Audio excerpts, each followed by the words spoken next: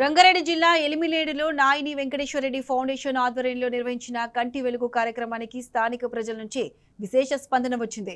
BRS working president KTR తలపెట్టిన gift ఏ స్మైల్లో భాగంగా చేపట్టిన ఈ కార్యక్రమంలో స్థానిక ప్రజలు పెద్ద సంఖ్యలో పాల్గొన్నారు. ఉచిత కంటి పరీక్షలు చేయించుకొని మందులు తీసుకున్నారు.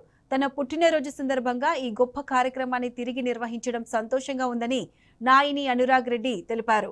బీఆర్ఎస్ ప్రభుత్వం ప్రతిష్టాత్మకంగా చేపట్టిన కంటి వెలుగు పథకాన్ని కాంగ్రెస్ సర్కార్ అక్కసుతో నిలిపివేసిందని విమర్శించారు. ఇప్పటికైనా ప్రభుత్వం తిరిగి ఈ పథకాన్ని కొనసాగించాలని కోరారు.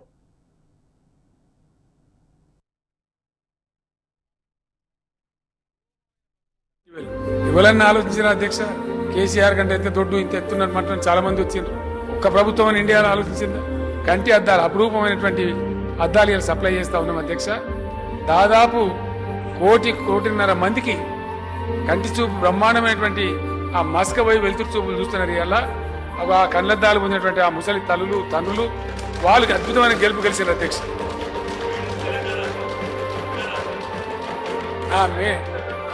మేడ్ ఇన్ తెలంగాణ అద్దాలు పెట్టుకొని మురిసిపోతున్నారు అధ్యక్ష.